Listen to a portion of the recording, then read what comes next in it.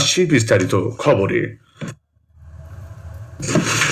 প্রধানমন্ত্রী নরেন্দ্র মোদী আজ Oman, France এবং মালয়েশিয়ার শীর্ষ নেতাদের সঙ্গে টেলিফোনে একাধিক বৈঠক করেছেন। পশ্চিম এশিয়ায় উত্তেজনা প্রশমনে আলাপ আলোচনা ও কূটনৈতিক প্রয়াসের উপর জোর দেওয়া হয়েছে। প্রধানমন্ত্রী আজ ওমানের সুলতান হাইথাম বিন তারিকের সঙ্গে টেলিফোনে কথা বলেন। তিনি আসন্ন ঈদ উৎসবের শুভেচ্ছা জানানোর পাশাপাশি আঞ্চলিক শান্তি ও স্থিতিশীলতা ফিরিয়ে আনতে আলাপ আলোচনা ও কূটনীতিকে অগ্রাধিকার দেওয়ার কথা বলেন।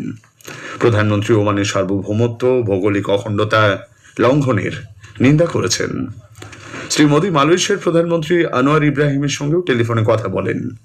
আসন্ন হরিরা আইদুল ফিতরির উৎসবের শুভেচ্ছা জানান তিনি। আলোচনায় দুই নেতা পশ্চিম এশিয়ার উদ্বেগজনক পরিস্থিতি নিয়ে মতবিনিময় করেন এবং উত্তেজনা প্রশমনে যৌথ প্রতিশ্রুতি পুনর্ব্যক্ত করেছেন। প্রধানমন্ত্রী আজ ফ্রান্সের রাষ্ট্রপতি এমানুয়েল ম্যাক্রোর সঙ্গে টেলিফোনে আঞ্চলিক ও আন্তর্জাতিক নানা বিষয় নিয়ে আলাপ আলোচনা করেছেন। প্রধানমন্ত্রী চৈত্র নবরাত্রি উপলক্ষে সকলকে শুভেচ্ছা জানিয়েছেন। দেশবাসীর উদ্দেশ্যে লেখা এক চিঠিতে তিনি বলেন, চৈত্র শুক্ল প্রতিপদের এই পবিত্র তিথি দেশের প্রাচীন বৈজ্ঞানিক কালগণনা পদ্ধতির উপর ভিত্তি করে এবং আজ থেকে নতুন যুগাব্দের সূচনা হচ্ছে। এই প্রাচীন পঞ্জিকা দেশের হাজার হাজার বছরের সাংস্কৃতিক ধারাবাহিকতার এক গুরুত্বপূর্ণ প্রমাণ। প্রধানমন্ত্রী বলেন, আজ থেকে আগামী 9 দিন চৈত্র নবরাত্রি উৎসবও উদযাপন করা হবে। এই উৎসব শক্তি ও সাধনার পাশাপাশি ত্যাগ এবং সহিষ্ণুতার শিক্ষা দেয়। ঐতিহ্যবাহী উৎসব চৈত্র শুক্লাদি, উগাড়ি, গুড়ি পাড়ওয়া, চেতিচাঁদ, নবরে এবং সাজিবু চিরবা আজ দেশ জুড়ে পালিত হচ্ছে। এই দিন থেকেই শুরু হচ্ছে চৈত্র নবরাত্রি। রাষ্ট্রপতি, উপরাষ্ট্রপতি দেশবাসীকে এই উপলক্ষে অভিনন্দন জানিয়েছেন।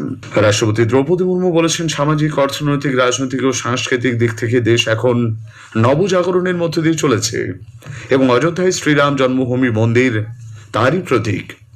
উত্তরপ্রদেশে আজ সকালে ওই মন্দিরে আয়োজিত এক অনুষ্ঠানে তিনি একথা বলেন। রাষ্ট্রপতি মন্দিরের ভেতরে বিভিন্ন স্থানে পুজো দিয়ে শ্রীরামযন্ত্র স্থাপনা অনুষ্ঠানে যোগ দেন। বৈদিক মন্ত্রোচ্চারণের মধ্য দিয়ে মন্দিরের 3য় তলায় আজ ওই যন্ত্র প্রতিষ্ঠা করা হয়।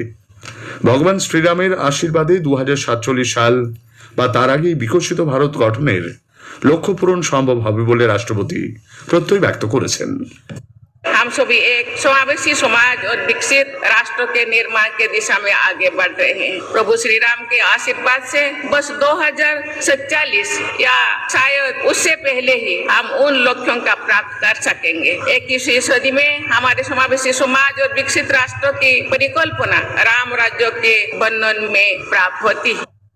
উপসাগরীয় অঞ্চলে জ্বালানি কেন্দ্রগুলির উপর সাম্প্রতিক হামলায় ভারত গভীর উদ্বেগ প্রকাশ করেছে।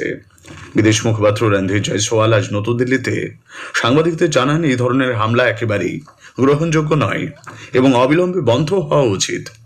তিনি বলেন, জ্বালানি সরবরাহ নিয়ে বড় ধরনের উদ্বেগ তৈরি হয়েছে কারণ সংঘাতের ফলে জাহাজ চলাচলও প্রভাবিত হচ্ছে। সরকার এলপিজি সরবরাহের দিকে লাগাতার নজর রেখেছে। ডোমেস্টিক গ্রাহকদের অগ্রাধিকার দেওয়া হচ্ছে বলেও জানান Shri Jaiswal. India has continuously emphasized that one of its priorities has been the need to ensure unimpeded transit of goods and energy. We have also called for avoidance of targeting civil infrastructure, including energy infrastructure across the region. We believe that these are priorities of a large part of the global community since the impact of the conflict is being felt globally. সরকার জানিয়েছে, সারা দেশে গৃহস্থালির ব্যবহারের জন্য পাইপবাহিত প্রাকৃতিক gas PNG এবং পরিবহন ক্ষেত্রের জন্য CNG গ্যাসের সম্পূর্ণ সরবরাহ নিশ্চিত করা হয়েছে। আজ নতুন দিল্লিতে পশ্চিম এশিয়ার সাম্প্রতিক পরিস্থিতি নিয়ে এক আন্তঃমন্ত্রক বৈঠকে যোগ দিয়ে পেট্রোলিয়াম ও প্রাকৃতিক গ্যাস মন্ত্রকের যুগ্ম সচিব সুজাতা শর্মা বলেন, মাত্র 2 সপ্তাহের মধ্যে প্রায় 1,25,000 গার্হস্থ্য ও বাণিজ্যিক গ্যাসের সংযোগ দেওয়া হয়েছে। রান্নার গ্যাসের অবৈধ মজুতদারি এবং কালোবাজারি রোধে কেন্দ্রীয় সরকার সব রাজ্যকে লিখিতভাবে কঠোর ব্যবস্থা নিতে বলেছে। भारत सरकार ने हाईएस्ट प्रायोरिटी डोमेस्टिक एलपीजी और पीएनजी उपभोक्ताओं को दी है।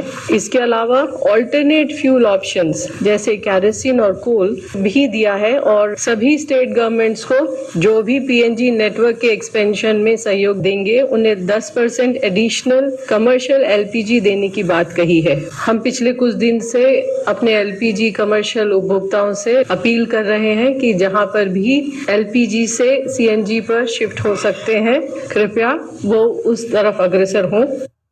পশ্চিম এশিয়ার সামরিক সংঘাতের জেরে ক্ষতিগ্রস্ত ভারতীয় রপ্তানিকারকদের জন্য কেন্দ্রীয় সরকার একটি উৎসাহদান প্রকল্প চালু করেছে। বৈদেশিক বাণিজ্যের মহানির্দেশক লাভ আগরওয়াল আজ নতুন দিল্লিতে এক সাংবাদিক বৈঠকে এই প্রকল্পের কথা ঘোষণা করেন। তিনি বলেন, 14 ফেব্রুয়ারি থেকে 15 মার্চ পর্যন্ত যেসব রপ্তানিকারক তাদের পণ্যদ্রব্য বিমান অথবা জাহাজযোগে বিদেশে পাঠিয়েছেন তার ব্যয় এই বীমা প্রকল্পের আওতায় আসবে। এর জন্য কোনো বর্ধিত প্রিমিয়াম না দিয়েও 100% কভারেজ মিলবে। আজকের প্রসঙ্গের এবারের বিষয় ঋতু পরিবর্তনের সন্ধিক্ষণে স্বাস্থ্য সচেতনতা। এই নিয়ে বিশিষ্ট জনস্বাস্থ্য বিশেষজ্ঞ ডাক্তার কাজল কৃষ্ণ বণিকের সঙ্গে কথা বলেছেন কাশফিন নাহার। আকাশবাণী সংবাদ বিভাগ প্রযোজিত অনুষ্ঠানটি শুনবেন আজ রাত 8টায় গীতাঞ্জলি ডিটেজ বাংলা এবং আকাশবাণী সংবাদ কলকাতার সোশ্যাল মিডিয়া প্ল্যাটফর্মে। খবর শুনছেন আকাশবাণী থেকে। বিভিন্ন রাজ্যে আসন্ন বিধানসভা নির্বাচনে প্রবীণ, বিশেষভাবে সক্ষম এবং কর্তব্যরত ভোটদাতাদের সুবিধার্থে নির্বাচন কমিশন বিশেষ ব্যবস্থা নিয়েছে। কমিশনের নির্দেশিকা অনুযায়ী 85 বছরের বেশি বয়সী এবং ভোটার তালিকায় চিহ্নিত ভিন্নভাবে সক্ষম ভোটদাতারা ফর্ম 12D এর মাধ্যমে আবেদন করে বাড়িতে বসেই ভোট দিতে পারবেন। নির্দিষ্ট সময়সীমার মধ্যে সংশ্লিষ্ট রিটার্নিং অফিসারের কাছে আবেদন জমা দিতে হবে। বিজেপি আজ পশ্চিমবঙ্গ বিধানসভা নির্বাচনের জন্য দ্বিতীয় দফায় প্রার্থীদের তালিকা প্রকাশ করেছে। এই তালিকায় রয়েছে মোট 111 জন প্রার্থীর নাম। প্রাক্তন কেন্দ্রীয় মন্ত্রী নিশীথ প্রামাণিক প্রতিদ্বন্দ্বিতা করবেন কোচবিহারের মাথাভাঙা আসন থেকে। প্রাক্তন রাজ্যসভা সাংসদ রূপা গাঙ্গুলি লড়বেন সোনারপুর দক্ষিণ থেকে। প্রাক্তন হকি খেলোয়াড় ভরত ছেত্রীকে কালিম্পং আসনে প্রার্থী করেছে দল। দার্জিলিং থেকে বিজেপি প্রার্থী হয়েছেন রোমান রায়। এদিকে বামফ্রন্ট আজ দ্বিতীয় দফায় 32 জন প্রার্থীর নাম ঘোষণা করেছে। প্রকাশিত তালিকায় 3 জন মহিলা রয়েছেন। প্রতিরক্ষা মন্ত্রী রাজনাথ সিং বলেছেন, আগামী 5 বছরের মধ্যে ভারতকে দেশজ প্রযুক্তিতে ড্রোন উৎপাদনের হাব হিসেবে গড়ে তুলতে জোর কদমে কাজ করতে হবে। আজ নতুন দিল্লিতে ন্যাশনাল ডিফেন্স ইন্ডাস্ট্রি কনক্লেভের উদ্বোধন করে শ্রী সিং কৌশলগতভাবে আত্মনির্ভরতা অর্জনের লক্ষ্যে দেশে একটি ড্রোন উৎপাদন ব্যবস্থা গড়ে তোলার উপর জোর দেন। आज भारत में एक ऐसे ड्रोन मैन्युफैक्चरिंग इकोसिस्टम के निर्माण की जरूरत है जिसमें हम पूरी तरह से आत्मनिर्भर हों। और यह आत्मनिर्भरता सिर्फ प्रोडक्ट के स्तर पर नहीं होनी चाहिए बल्कि कंपोनेंट के स्तर पर भी जरूरी है। ड्रोन के मोल्ड से लेकर सॉफ्टवेयर, इंजन और बैटरी सभी भारत में ही बने। ইরানের বিরুদ্ধে আজ আবারও বড়সড় সামরিক অভিযান চালানো হবে বলে মার্কিন প্রতিরক্ষা সচিব পিট হেগসেথ জানিয়েছেন। তিনি বলেন, চলতি যুদ্ধ একমাত্র আমেরিকার শর্তেই শেষ হবে। ওয়াশিংটনে আজ সাংবাদিক সম্মেলনে হেগসেথ বলেন, সংঘাত কোনোভাবেই দীর্ঘস্থায়ী হবে না। ইরানে মার্কিন যুক্তরাষ্ট্র সুনির্দিষ্ট লক্ষ্য ধরে এগিয়ে চলেছে। ফ্রান্সের প্যালেস দে স্পোর্টসে অর্লিও মাস্টার্স ব্যাডমিন্টনে ভারতের পুরুষ ডাবলস জুটি অর্জুন মালাথিল রামচন্দ্রন এবং হরিহরন আমসাকরুণন কোয়ার্টার ফাইনালে জায়গা করে নিয়েছেন। আজ রাউন্ড অফ 16-এ তারা স্কটল্যান্ডের জুটি আলেকজান্ডার ডান এবং অ্যাডাম প্রিঙ্গলকে 26-24, 21-14 গেমে পরাজিত করেন। পুরুষদের সিঙ্গলসে আয়ুষ শেট্টি আজ সন্ধ্যায় রাউন্ড অফ 16-এর ম্যাচে জাপানের ইউদাই ওকিমোমোটোর মুখোমুখি হবেন। শেষ করার আগে খবরের বিশেষ কিছু অংশ আরও একবার। প্রধানমন্ত্রী নরেন্দ্র মোদী আজ ওমান, ফ্রান্স ও মালয়েশিয়ার শীর্ষ নেতাদের সঙ্গে টেলিফোনে কথা বলেছেন।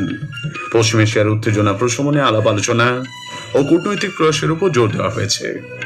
রাষ্ট্রপতি দ্রৌপদী মুর্মু বলেছেন, সমগ্র দেশ সামাজিক, অর্থনৈতিক, রাজনৈতিক দিক থেকে নবজাগরণের মধ্য দিয়ে চলেছে।